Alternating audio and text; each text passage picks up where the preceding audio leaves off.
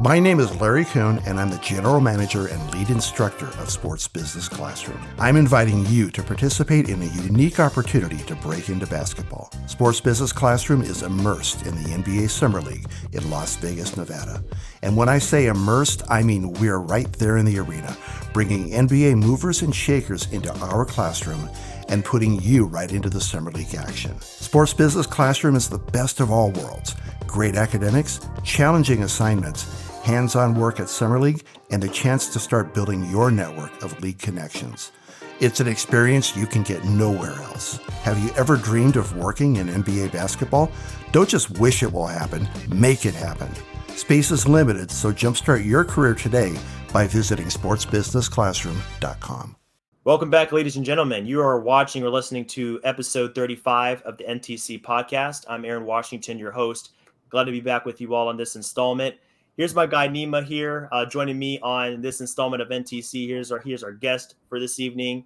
Neema is all over the place, guys. I mean, he's currently a stats auditor in the G League. Stats analytics is his thing. He's a Houston Rockets enthusiast, if it's okay to put it that way, Neema, for what you do and what you're about. So in any case, I'm glad to have you on this installment, man. I didn't even bother with your last name. I didn't want to butcher that. I don't want to disrespect you like that. So if you wanted to let the people know about that, that's all you, man. But in any case, glad to have you on and looking forward to a fun conversation tonight. Yeah, I appreciate you having me on. It's been a long time coming. I've been extremely busy the last year. Spent the last year working with the G League as well as the Columbia women's basketball team, getting my master's at Columbia in sport management, and actually ending in about like 2 weeks. So nice. We'll be finishing that up, but it's been, a wild ride. And yeah, like you said, Rockets fan, happy about our draft position. We'll see what happens with the pick next week. Yes. But, excited to see what happens. Big week in basketball, and probably my favorite time of the year. So yes, sir. Yes, sir. It's always a great time, man. I mean, there's just so much to digest right now with the draft, with Summer League coming up, which, we'll both be attending this year. The finals are in session. So there's so much to look forward to, man. And I'm right there with you. We're staying busy at NTC. We're trying to keep the site updated. We got pods dropping almost every day now, it seems like. So, we're just enjoying the time, man. We're riding the wave and just see where it takes us. But for this installment, man, I just want to touch on a few topics here that we got going on in NBA. We're going to get to the finals here. That's going to be our last topic. So for everybody that's interested in the finals so far, stay tuned. We got that coming. But first things first, man, let's talk about this trade that went down just a few days ago. Trade season is upon us. This is going to be the first in a long line of moves. As we know, this time of year, that's the spark. And then from there, things start moving and flowing, and the big moves are coming. It's going to be a domino effect. But to kick things off, Denver and OKC kind of got the mill going with JaMychal Green moving on to the Thunder. And then, they're sending out 2027 first to OKC for the 30th pick in the draft this year.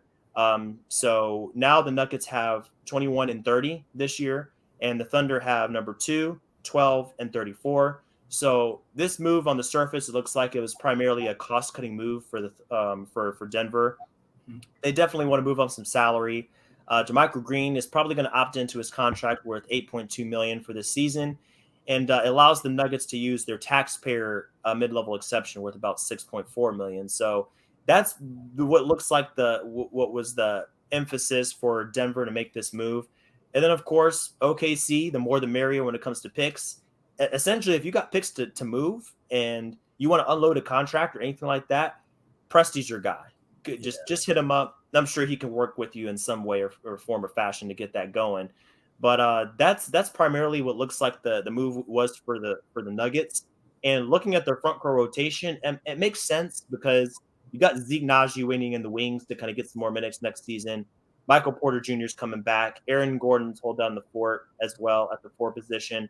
Jeff Green is probably going to be back for them.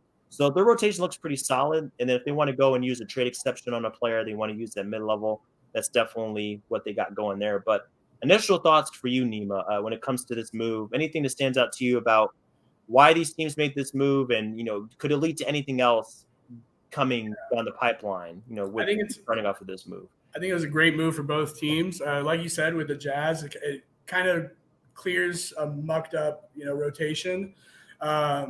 I'm not crazy about I think Michael Porter Jr. could be very good, but I think the idea of Michael Porter Jr. is way better than what Michael Porter Jr. has been so far. Yeah. But what you do is, this is a draft full of wings, and I think you now have 2 picks in the first round. You can either trade up if there's a guy you really like with those 2 picks, or you have 2 chances at 2 really good wings potentially that you can throw in Denver. Calvin Booth did say that, they want some good defensive-minded wings. I think there's a good amount of them in this draft class. Mm-hmm. And so, you do cut those costs. You do create a trade exception as well. JaMychal Green's, $8 million trade exception, or they could use the mid-level. And then on top of that, you get a little bit younger and you get those rookie contracts, which I think are great for Denver, especially with the Michael Porter Jr. extension coming up, with Jamal Murray's contract kicking in. And potentially, you're going to have to extend Jokic if you want to keep him. So right. That bill is going to get really high. You're already going to be paying the tax. So, rookie contracts are good to have. And then you look on the Thunder side of things, you have a very young team, and you'd be potentially adding 4 players, 4 draft picks. I think realistically that 34 pick will probably be a draft and stash or traded. If you look in the 30 to 40 range, almost all of those picks get traded every year. Mm-hmm. And so I could see that pick getting traded as well. But I think you said, things that could happen down the line. I think the big part of it was you push this draft pick back 5 years.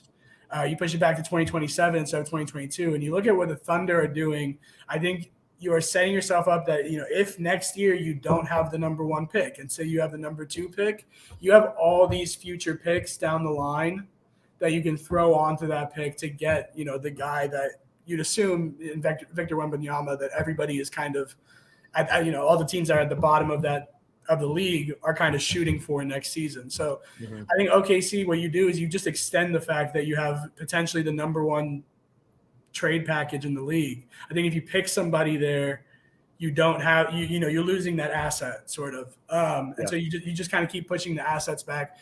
And then on top of that, they have so much cap space, you might as well eat, $8 million to get a couple more picks. And I think they got two second-round picks out of that as well. So, like you said, if you need picks, Sam Presti's your guy. And I think it was a good trade for both teams. And at the end of the day, whenever you do trade a player, it comes down to what do you do with that salary that you offloaded. It's great that you offloaded his $8 million, but who are you going to sign with that now? And so the picks are great. Hopefully they hit on them, but I'm a little curious as well as to who they go and target in free agency. That's not a great free agency class. So I'll be interested to see who they go for there. And, maybe who you target is dependent on who you end up drafting next week. Yeah, that's a good point. First off, from the Nuggets perspective, I definitely agree. You have some options there. And like you said, Jamal Murray's coming on the books here strong. And Michael Porter Jr.'s contract, $30.5 million starting next season. So, their books are going to be loaded up. And you look at their team salary, they're already at about $152 million guaranteed. And the tax line is 149. So they're already above the tax in that regard. I'm sure they're going to be looking to kind of skirt it for another year if they can. It's going to be tough because they do have to fill out a couple of spots, but that's going to be determined if they want to do that or not. If they really feel like they have a legitimate shot at making a championship run, which with this roster, as long as they kind of fill in the gaps well enough on the margins, I think they can do that now that they're fully healthy. They should be fully healthy with Michael Porter Jr.'s return. But they definitely are in the driver's seat now when it comes to what they want to do going forward. And like you said, those picks are cheap investments. That 21st pick that they have is going to be $2.7 million.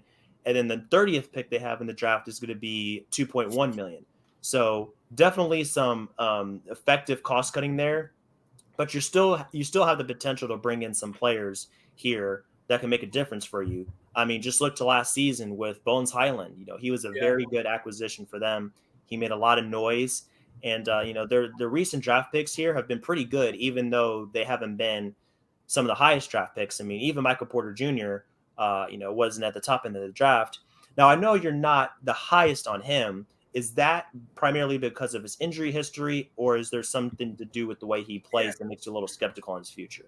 I think, and I kind of I feel like well, I guess to start with Michael Porter Jr., I think it is the injury history. But it's also, he just hasn't, in my opinion, he hasn't showed anything like crazy good other than like some flashes that would tell you, oh, maybe he's going to be a very good player. But when he's played, it's been really inconsistent. Defensive effort hasn't been great. Him being able to create for himself has been a big question mark so far. Like it's been super hit or miss.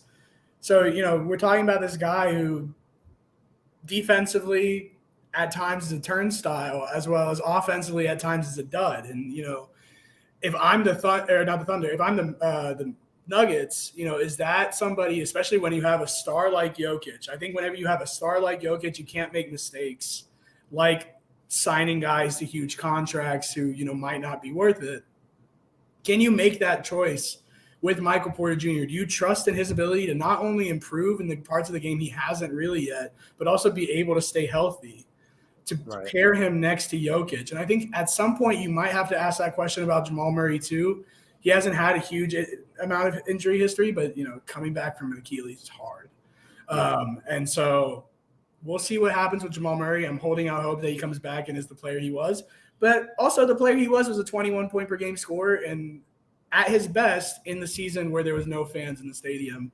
We don't really know what Jamal Murray is or could be yet. So I think the Nuggets are just in a weird position where you have the best player in the league, but the rest of your team is kind of up in the air.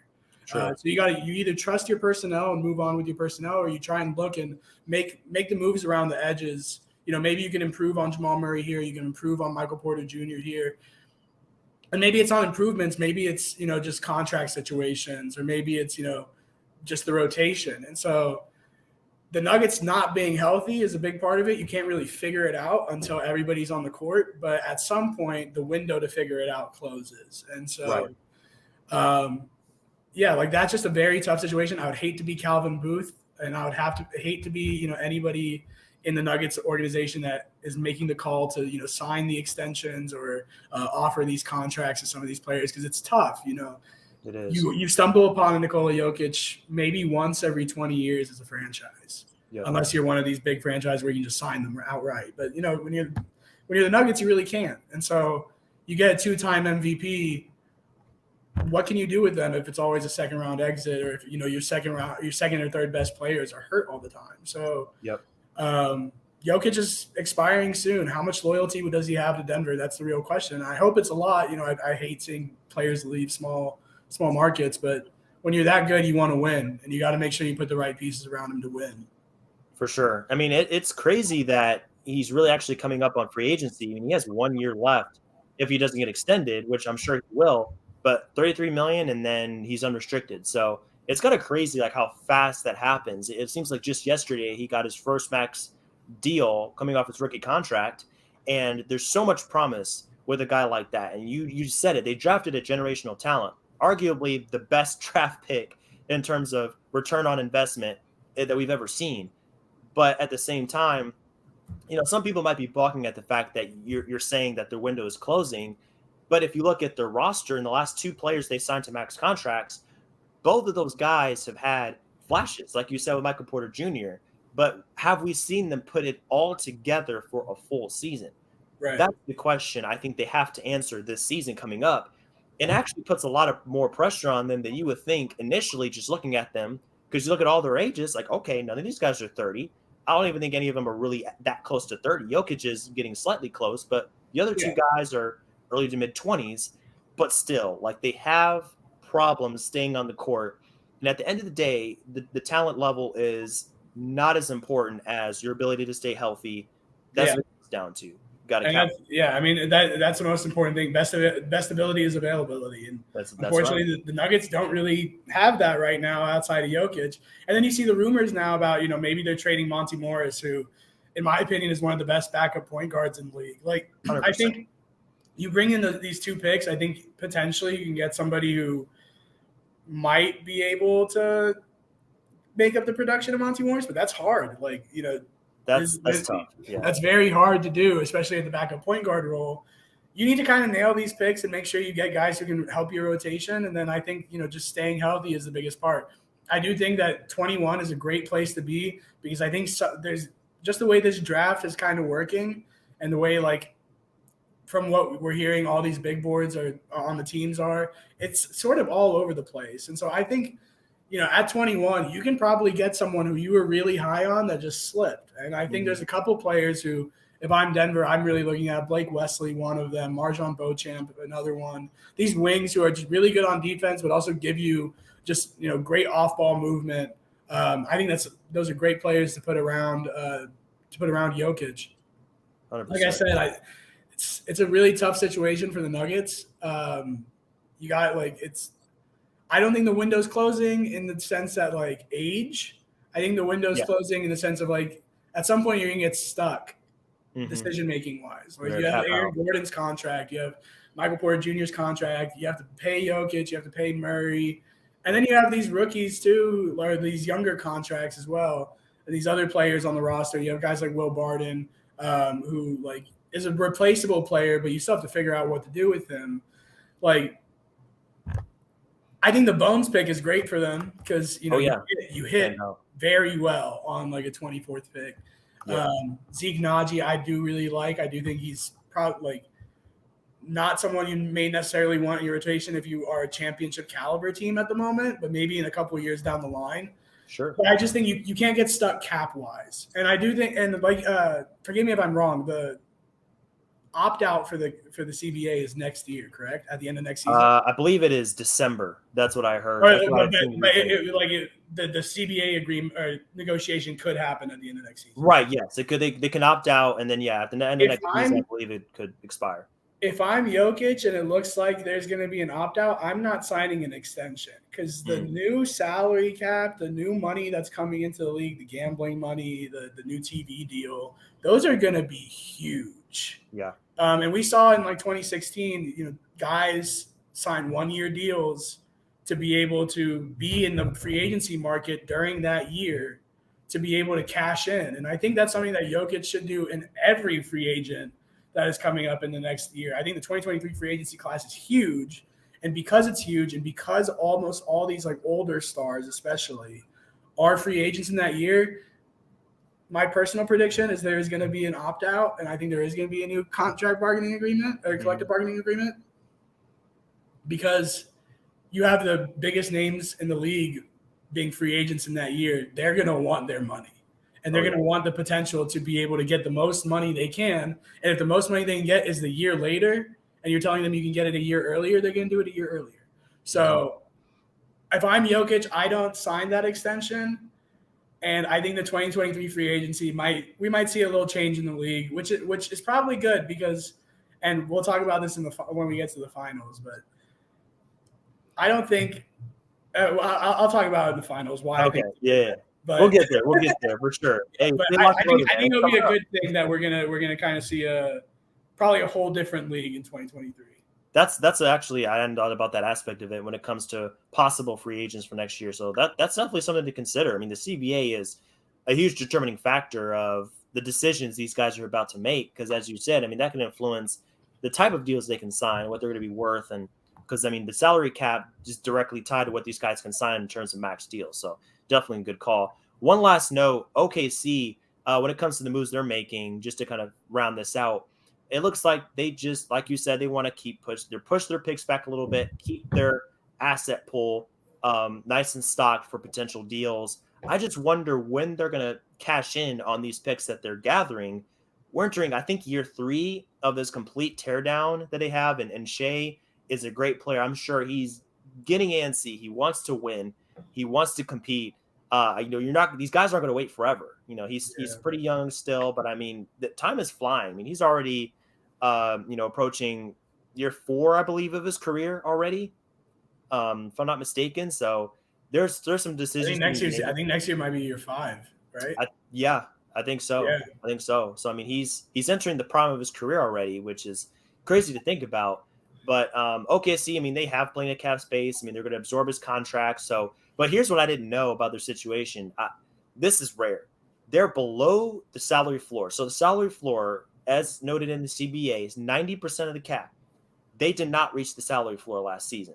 So what that means is that deficit is distributed amongst the players that are rosters. So I mean, if I'm Shea, if I'm one of those guys, I'm licking my chops because I'm like, I got an extra paycheck coming my way because there was a shortfall between the cap and the amount they spent on their roster. So that's also something to keep in mind.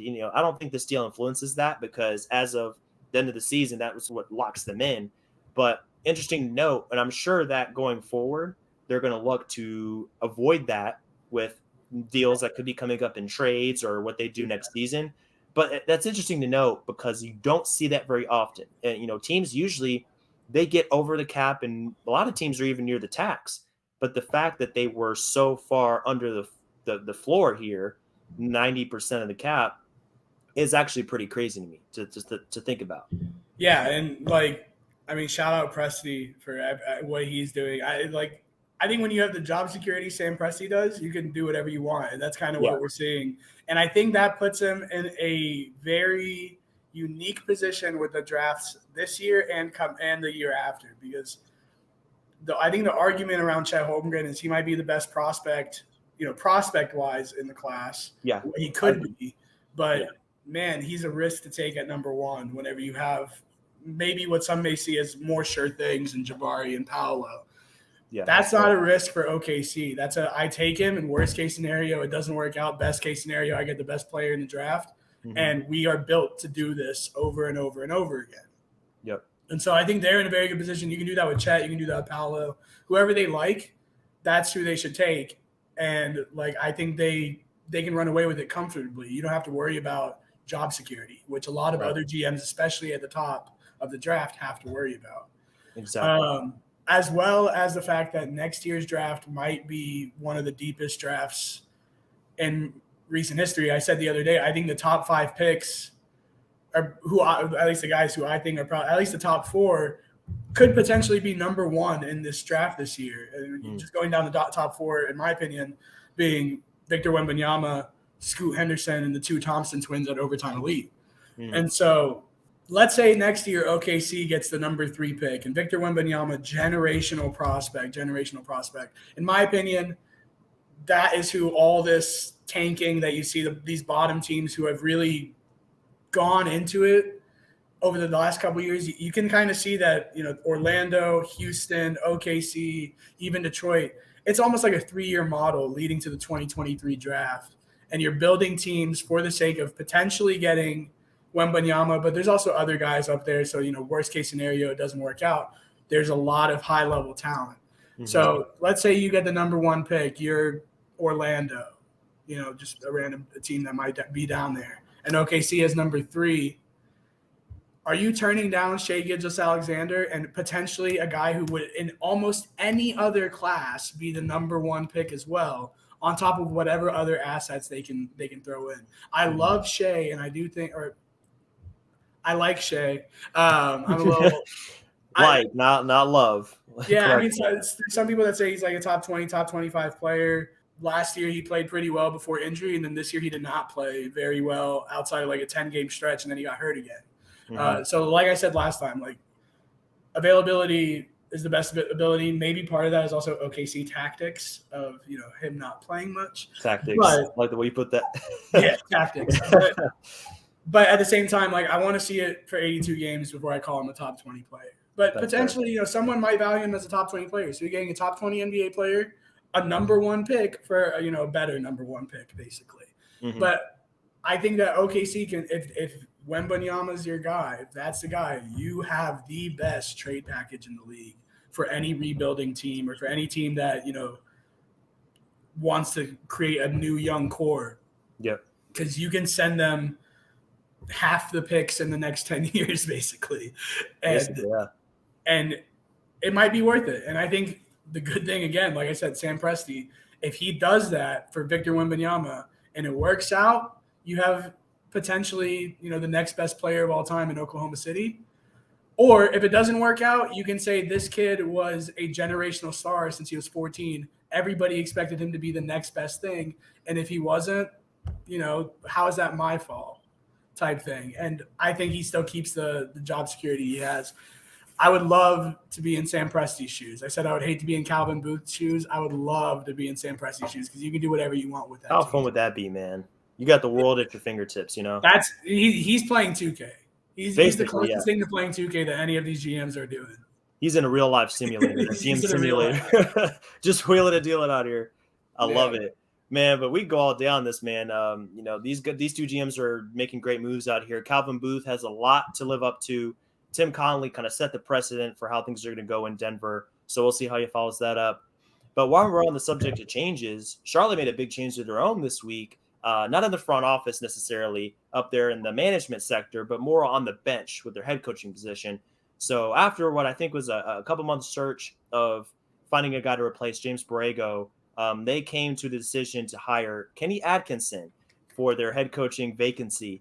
So Kenny Atkinson has a great track record. He did some great things, and most recently Golden State. Before that, his head coaching gig in Brooklyn brought that team up to the playoffs, put them in position to be able to acquire KD and Kyrie as a result of being competitive with a great little roster they built up there in Brooklyn. But now he comes into this situation where he inherits a talented team. That much is clear. LaMelo Ball is a certified stud. Terry Rozier is a great player. Kelly Oubre. The problem with this team, and I'm sure you have seen the same thing, a lot of flash here, not a lot of substance. 2 straight years they've been demolished in the play-in game. That's not going to get it done. When you have the kind of caliber of at least offensive talents on this team, and you have a guy, LaMelo Ball, that could be, one of the great players in our league, they expect more. They expect a lot more. So, Atkinson comes into the spot replacing James Borrego, who went 138 and 163 over his 4 seasons. Good tenure. I wouldn't say it was anything spectacular, but he had a good tenure. Charlotte. Yeah, right. Exactly. It's Charlotte. But I mean, the Hornets, they missed the playoffs in six consecutive seasons now. It's actually the longest drought in franchise history, and it's the second longest active streak behind the Kings, believe it or not. So they have the building blocks. The LaMelo Ball is here. They have an interesting decision to make with Miles Bridges' free agency, restricted here coming up. So he's due for a big pay raise. So I want to get your thoughts on him because I read an article by John Hollinger of The Athletic, and he talked about Miles Bridges' situation, saying that he's definitely a guy that's in high demand, but the challenge for Charlotte is, he's going to command a lot of money, and other teams might be interested, and he might have his eyes set on a different location, but at $20+ million, maybe that's the challenge of free agency, man. You're just kind of in a bad spot. So he might kind of just be stuck with, I say stuck, but still getting a lot of money from Charlotte in terms of what they are willing to offer him in restricted free agency. So he's a great talent. Well, how great of a talent do you feel he is? Does he command top dollar? And could he get some offers for any other teams in restricted free agency?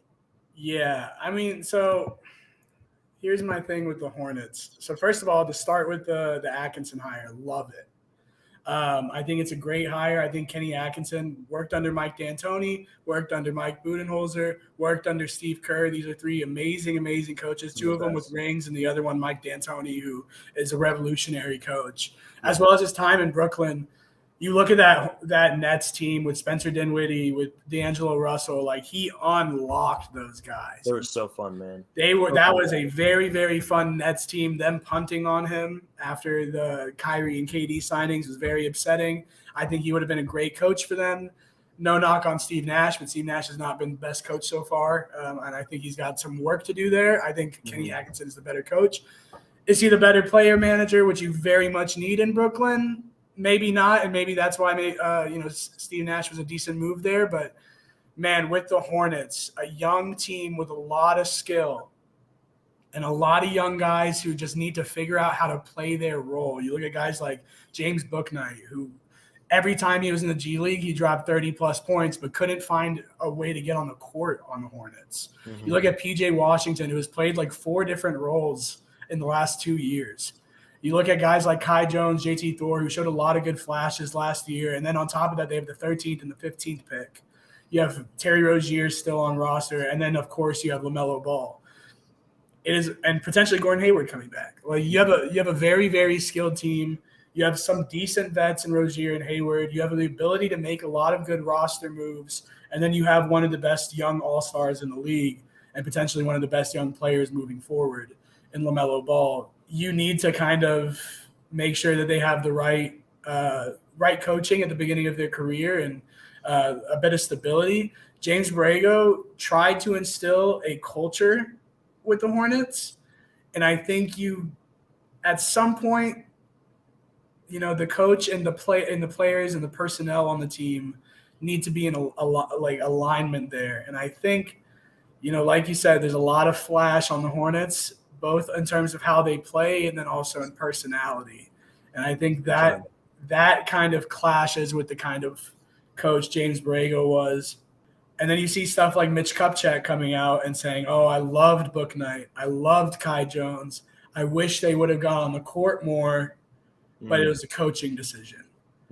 And that's where you kind of see maybe that's why Borrego got fired. This kind of like grind it out to earn your spot culture he wanted to build in Charlotte. You saw what he did with LaMelo his rookie year. You have the number 3 pick, and you make him come off the bench the first half of the year and earn his spot in the starting lineup. You make James Bouknight go to the G League.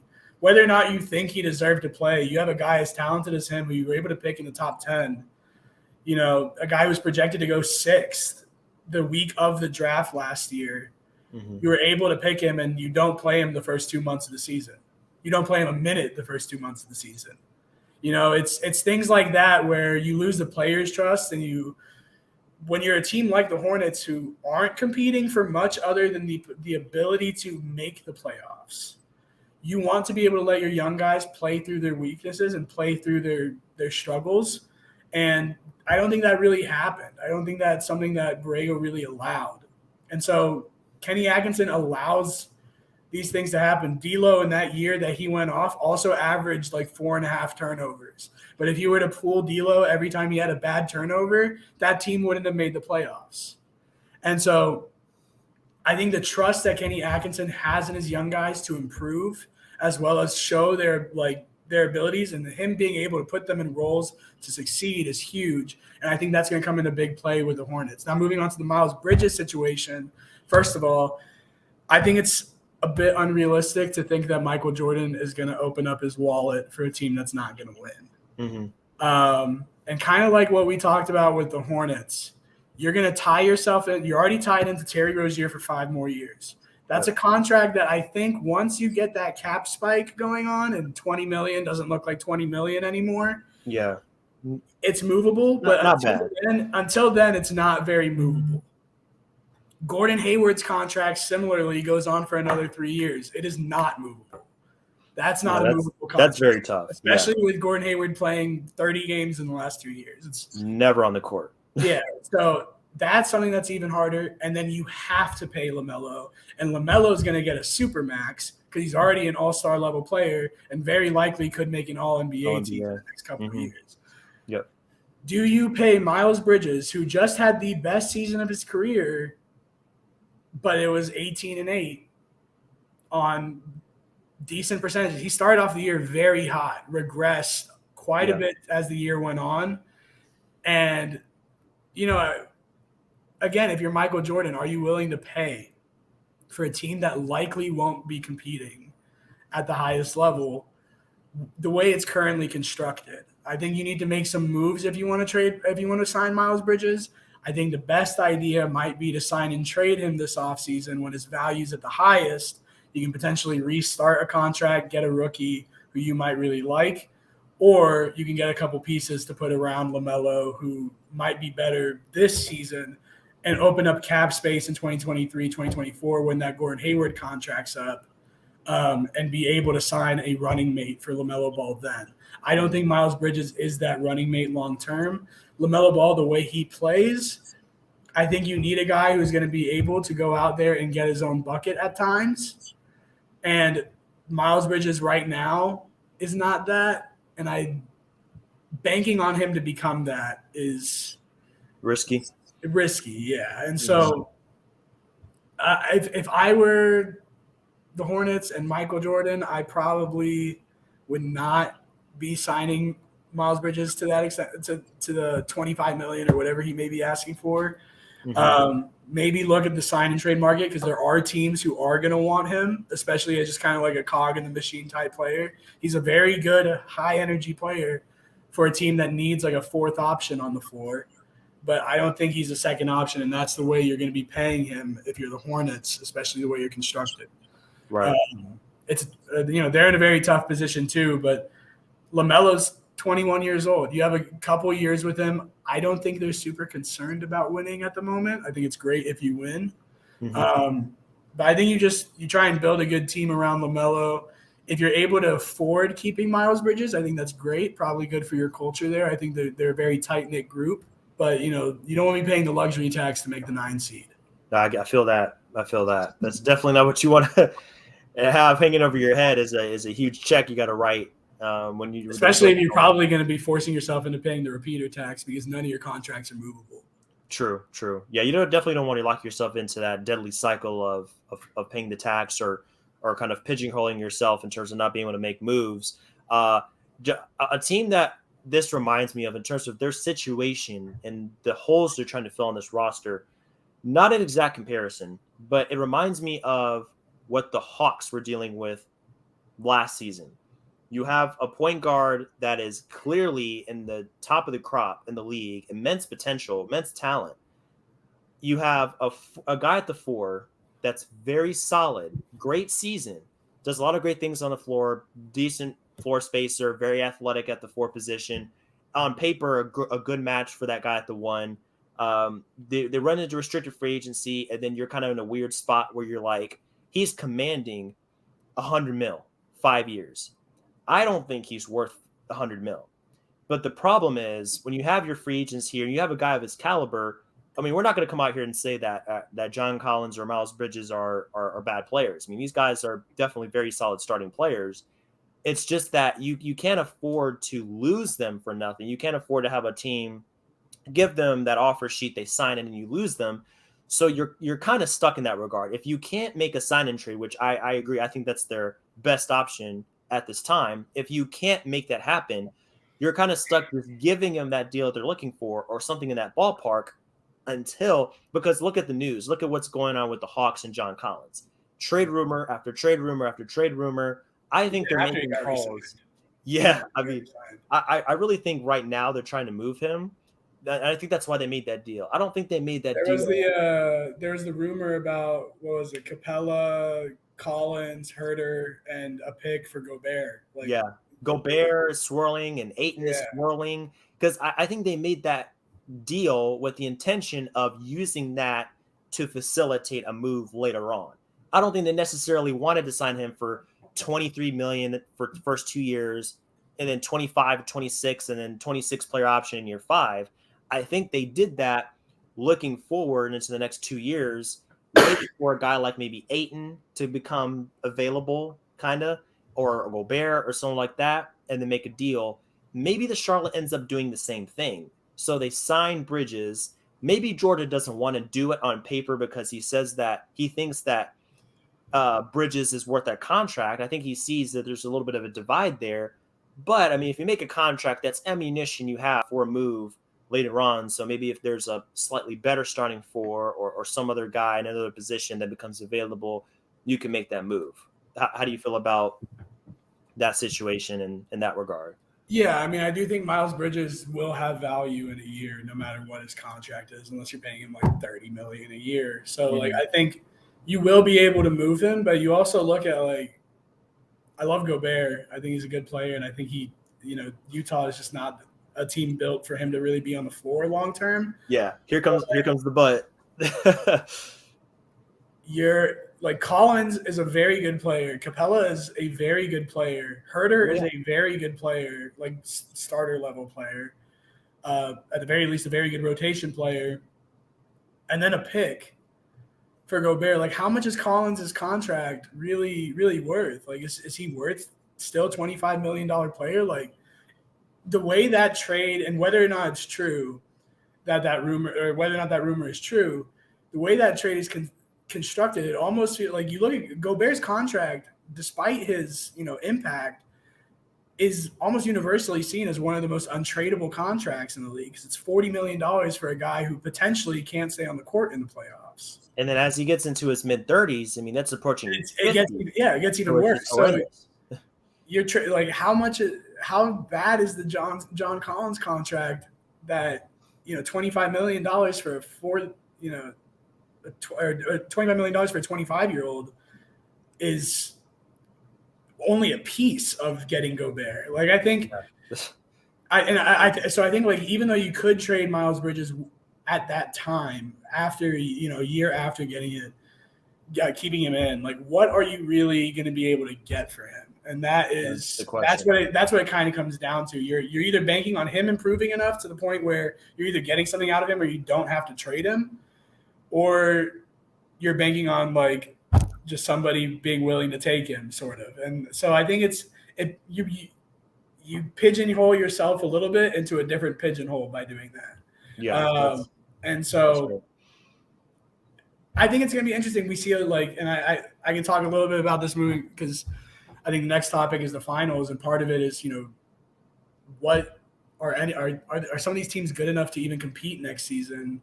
And what kind of roster moves are going to be needed to compete with some of the teams that are at the higher level of the league. The Aiden trade to me is going to be the Aiden trade that could potentially happen, as well as what Utah does could be very, very league altering, because Donovan Mitchell going to a top 5 seed in either conference is a huge move. Rudy Gobert going to a top 5 seed in either conference is a huge move. And then for Phoenix, you have to get positive value back for Aiden. Mm-hmm. You have to. They're trying to maintain their contender status with a 38-year-old Chris Paul. You need to win the Aiden trade. That trade is going to be huge. And so I'm interested to see what happens there. I do like the idea of Aiden to Atlanta. And maybe you pair Capella back with Chris Paul. That was a very good pairing. That worked out pretty well. And you can probably get a couple other pieces. And I think Aiden and Trae Young would be a fun pairing as well. But I think that's a deal that also has to, like, really work out. And so maybe you hold on to Miles Bridges, see who becomes available. Maybe even a star player becomes available. It's going to be hard to convince, Bradley Beal or Damian Lillard to say, hey, put the Charlotte Hornets on your list. But if one of those players asks out, you can build a package around a sign and trade for Miles Bridges and whatever pieces you have. You have a lot of young guys who didn't break the rotation last year. You have the 13th and 15th pick in this year's draft, as well as, future assets down the line. What can you build for one of those players? And Miles Bridges being a sign and tradable contract where you can, turn him into $25 million a year is pretty beneficial for that. So I think, maybe you hold on to him, maybe you stretch it down the line, kind of like what Atlanta did with John Collins. You wait it out. As well as, like I said earlier, the free agency class isn't very good this year, but not very many teams have money either. So is there going to be anybody who's even paying Miles Bridges to the point where you have to pay him that amount? Is the market determines how much they get paid. If the market is zero, you determine how much Miles Bridges is going to get paid. So if I'm the Hornets, I wait and see, and I see what everyone else is doing around the league. And if I'm Miles Bridges, kind of hope. I think for him, Detroit would be a fun pick. Take him back home to Detroit. That would be cool. Him and Cade would be fun. I think that, sign and trade possibility would be there really too, with, Jeremy Grant potentially going to the Hornets. I think that would be very interesting. Definitely. Yeah, 100%. 100%. Yeah, that's definitely a story to keep an eye on. And as you were saying, I mean, Miles Bridges is kind of in a rough spot. He could be looking at a disappointing payday, so maybe he only gets 20 instead of that mid to upper 20s that he's looking for. And this summer there's gonna be a lot of moving parts. And I think the stars, as we see every year, they're gonna make their moves, and it's gonna trickle down. And sometimes that means that restricted free agents, unrestricted free agents, they kind of get the leftovers, so to speak. Once the cap space dries up, once all the moves have been made, maybe Miles comes back on a discount that he's not happy with or that he would have planned for initially, but that's just what the market basically allows him to get. And I think in any case, multi-year deal, I think the only way he finds his way out is a sign and trade. That's definitely possible. We saw a couple of those last year, but that remains to be seen on kind of how his situation works out. But we've alluded to this quite a bit. We've been anticipating this, but the NBA Finals are in full swing, man, and we could be looking at the final game of the NBA season tomorrow, as of this recording. Game 5 was an interesting back and forth game, at least for the first 3 quarters. I don't know about you, Neema, but Tatum's performance, I want to start with him, has been the whole playoffs have been a mix of just just that you can see like why he was a first team All NBA player, coupled with those moments that leave you scratching your head, just saying to yourself, why is he shooting 47% from three, but only 30% on 2-pointers? Why is this guy having all these great? He had some great scoring games in the past, but he's plagued with turnovers, and it just seems like he falls into some of the same bad habits that he's had in the past. Why is their late game offense so poor when they have two on paper great shot creators with athleticism, length, pretty good shooting ability? It just hasn't come together.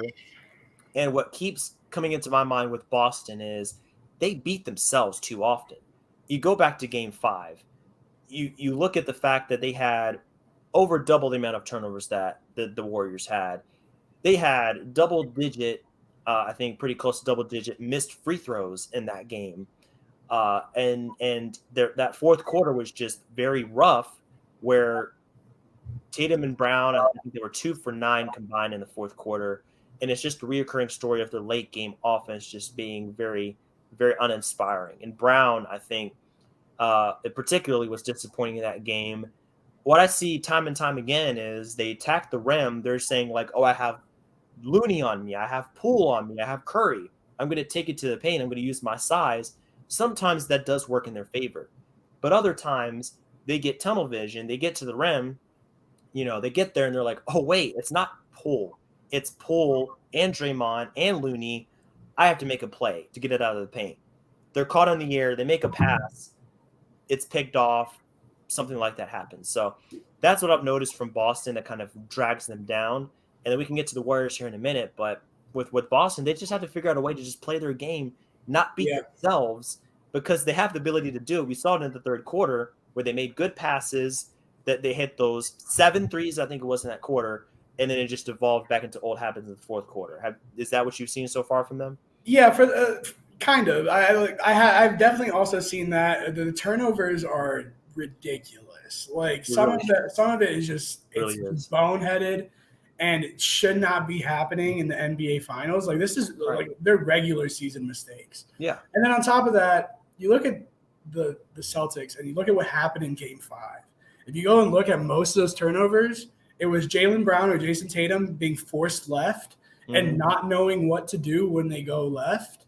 They panic. And you run into a wall and you panic and you either set a bad pass, the ball gets tipped, you chunk up a bad shot, and it leads to a transition bucket the other way. Yep. When your two best scorers cannot go left, it is very easy to scheme against them, and you end up forcing yourself into becoming a jump shooting team because your two best guys are not able to get into the rim. Right. Being a jump shooting team, as a Rockets fan, is the hardest thing to win a series with, in my opinion, especially whenever you go up against elite teams. Whenever you go up against teams that aren't that good or missing big pieces, I think it's a little bit easier. You're able to shoot yourself into games a little bit more than you're able to shoot yourself out of games. But when you're going up against a very healthy Warriors team, for that matter, as well as a very good Warriors team, you can't be living and dying by the three, and that is quite literally what the Celtics have been doing this series. You look at Game 1, should not have won. They should not have won Game 1 whatsoever. This should be a done series. This should be 4-1, Warriors are over, because they outscored the Warriors 40-16 in the fourth quarter, going almost perfect from the three-point line, 9-12. Yep. 75% in a quarter on 12 threes is almost unprecedented. And to also do it at that rate, like, first of all, like momentum swings are a real thing. The Warriors got deflated once those first few threes really got hit, because some of them were insane. Like they should not have gone in either. And so definitely deflated. But then on top of that, the Warriors would have had to have 28 points just to keep the game tied. And this is a series where both teams are struggling to hit 100. And you're asking them to get 28 points in the fourth quarter just to keep the game tied. That's so hard to do. 16 points doesn't cut it, but 28 is still very difficult. Mm-hmm. And so 100%.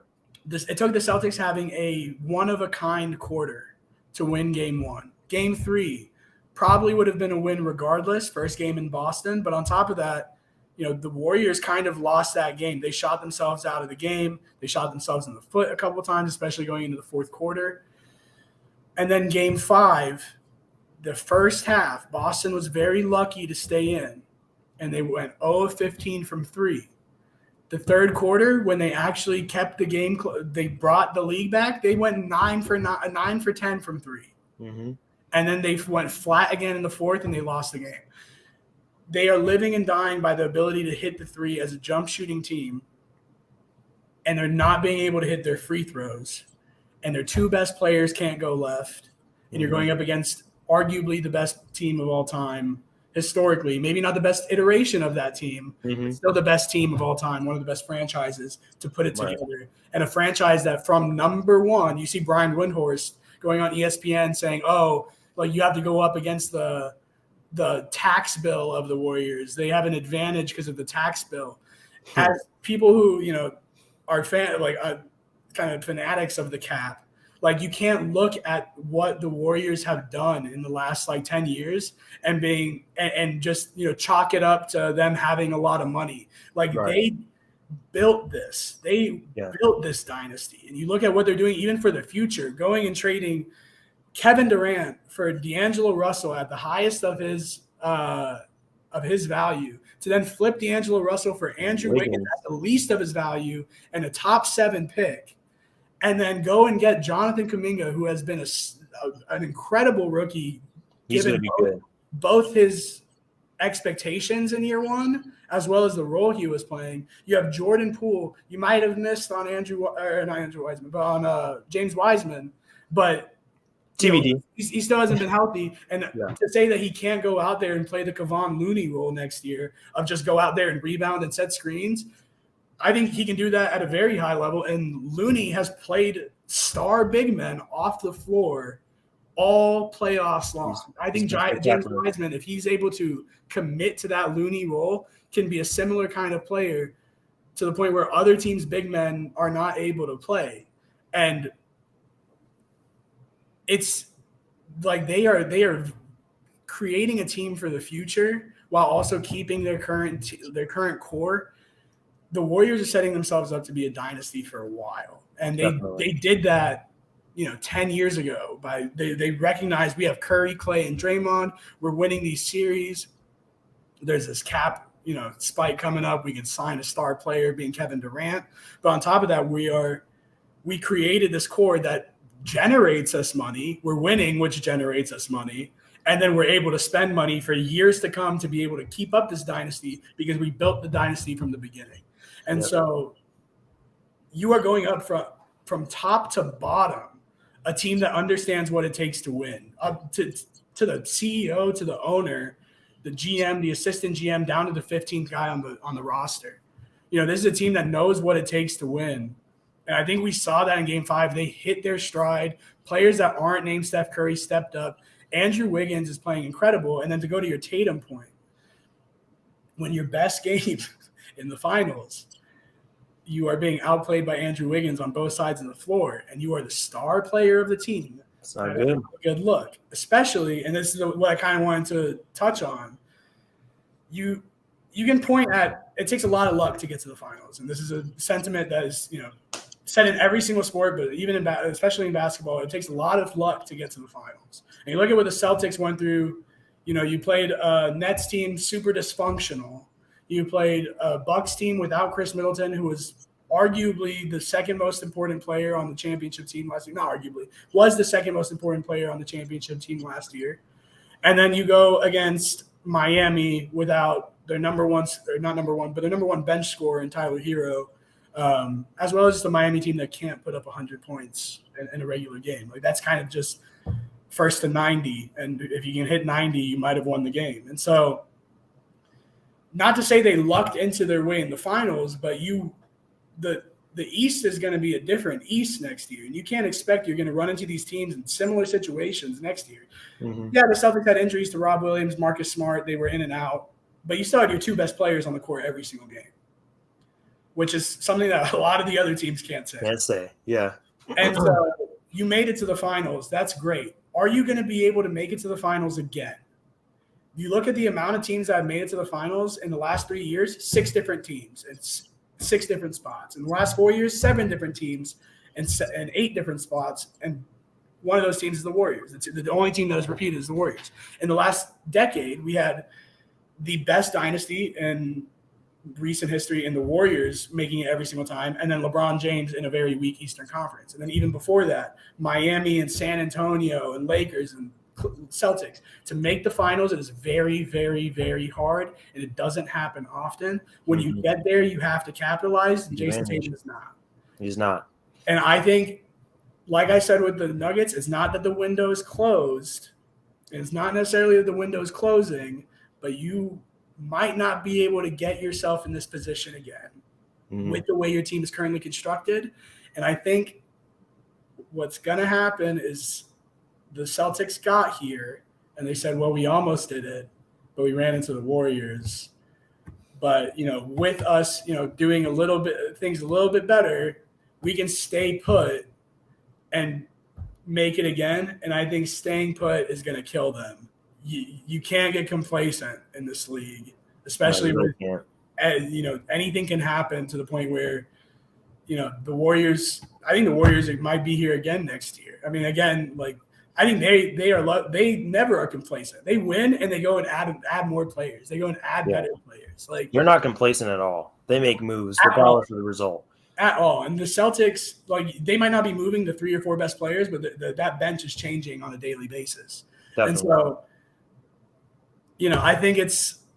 I think the Celtics need to. I don't want to say the series is over. There's still 2 games, and one of them is in Boston. And it's hard to win in Boston. Can the Warriors do it twice? Maybe not. But you need Jason Tatum and Jaylen Brown to have the best games, not just of the series, but of their playoffs to be able to win the series. I think the Warriors are hitting their stride. I don't think they want to be back in Golden State playing another game. I think they want to finish it up in 6. And I do think that if the Warriors do their third quarter thing again and go into the fourth quarter killing the Celtics, let's say it's a 10-point lead, the Celtics might get, you haven't been here yet. I don't want to question their mental toughness because they have been a very tough team all year. But fourth quarter, game 6, down 10, end of the season, and you might have to fly all the way back fly all the way across the country. I think fatigue might set in, mental fatigue might set in. It's going to be a big game tomorrow, but I think Warriors take it just because of the way the series has gone. I think the Celtics have done a great thing all year. They've really impressed to get here, but I think you got here and didn't do what you needed to do to get things done yet. And it's going to take a lot to get those things done in the next 2 games. Hey, you bring up a good point about the fatigue factor. I went and looked it up earlier, and Tatum has played 3,700 minutes this season. He's played more playoff minutes than any player since LeBron with the Big 3.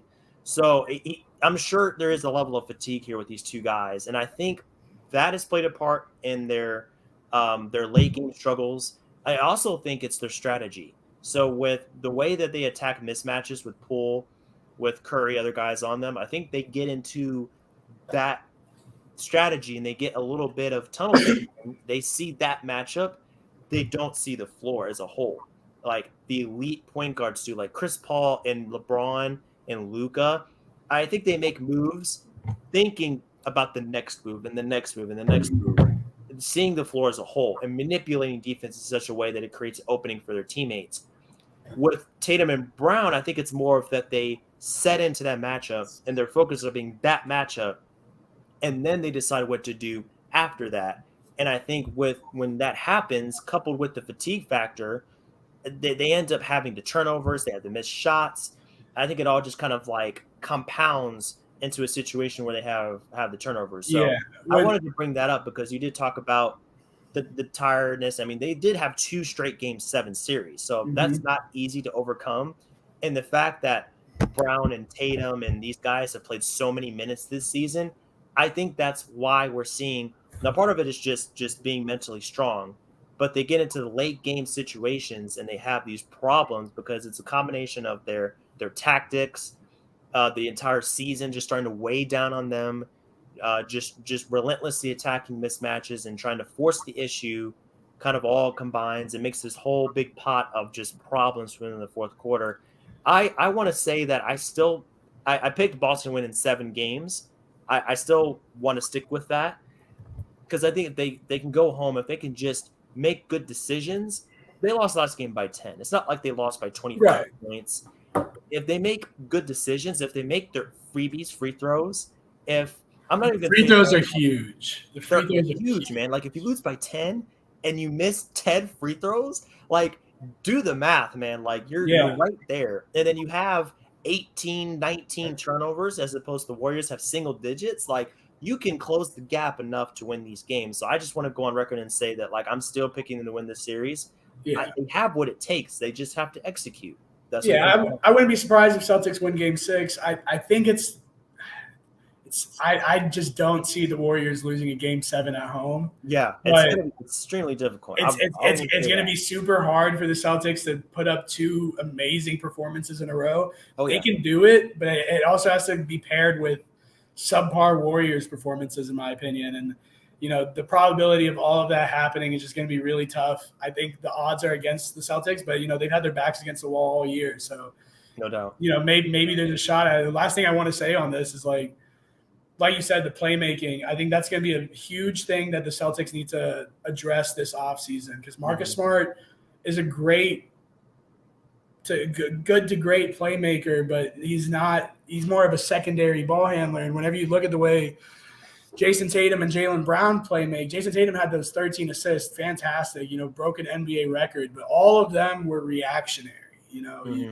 You're dribbling, you're moving, and then you see a guy open, and then you pass it to the guy open. The difference between him and these true point guards is these point guards are manipulating the defense to create open looks. Where I think Tatum is looking for his own look, and by doing so is creating open looks by doing that. And so he's not necessarily looking for these guys. He's looking for himself, and then these guys are coming and being open, but he might be hitting them. Right. And the same thing with Jaylen Brown. I mean, they're good playmakers. They're guys who will make the right pass if the right pass presents himself.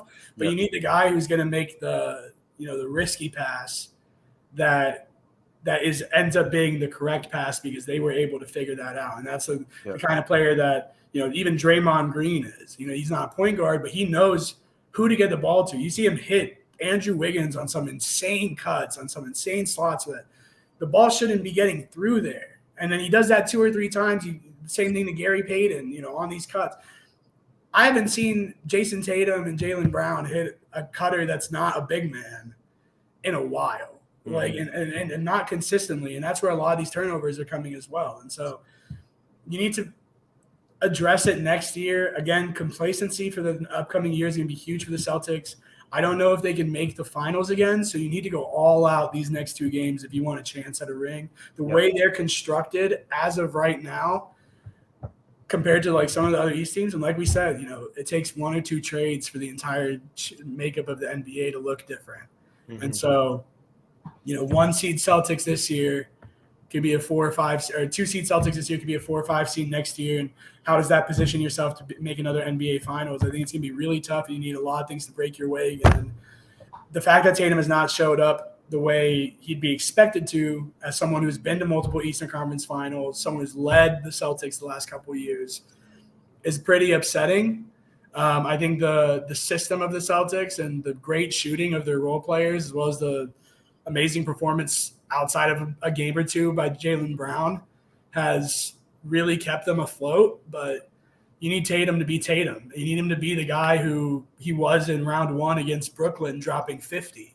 You need to be the guy in the regular season who's going on stretches of 35 points per game over the course of 6-7 games in a row. Like, you need him to be that dude. He's not being that dude. And on the other side, you're having Steph Curry having the best finals of his career outside of 1 game, and you lost that game, a game you very much needed to win.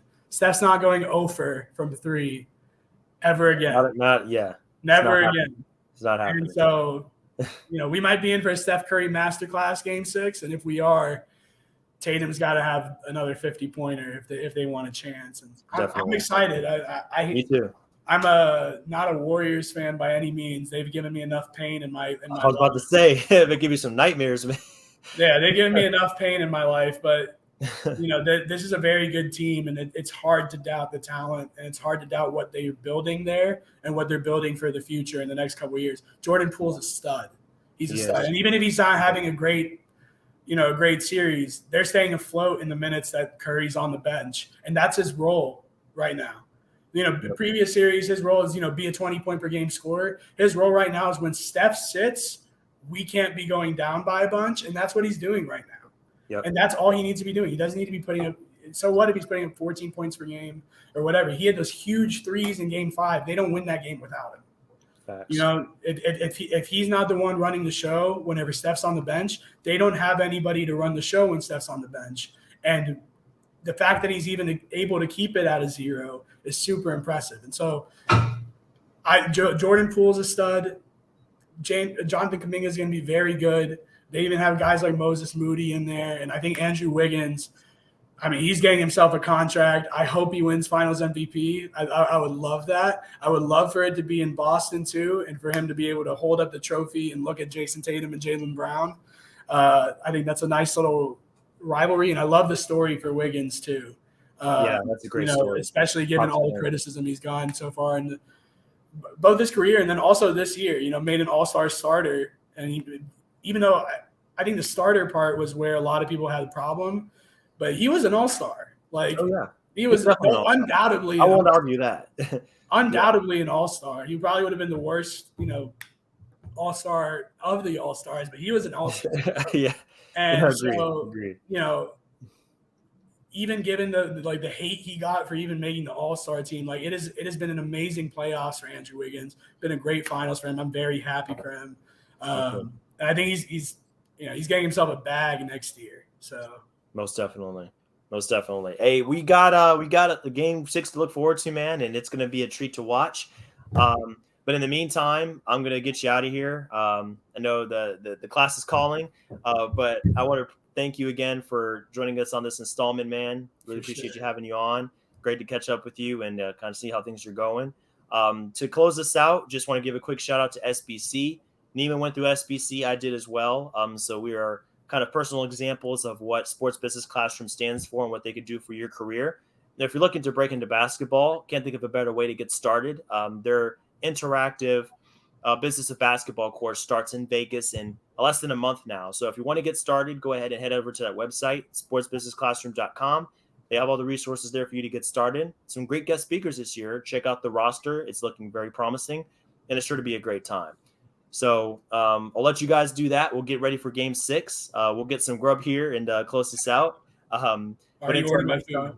Yep, that's the mood right now, man. Got to make it happen.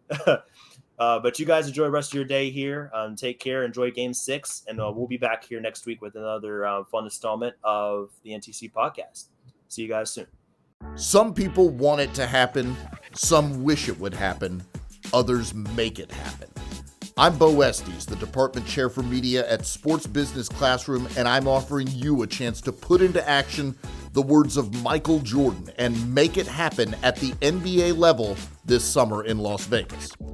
At SBC, each of our students receives extensive, hands-on training from successful professionals currently working in the business, and then our students put that knowledge into play.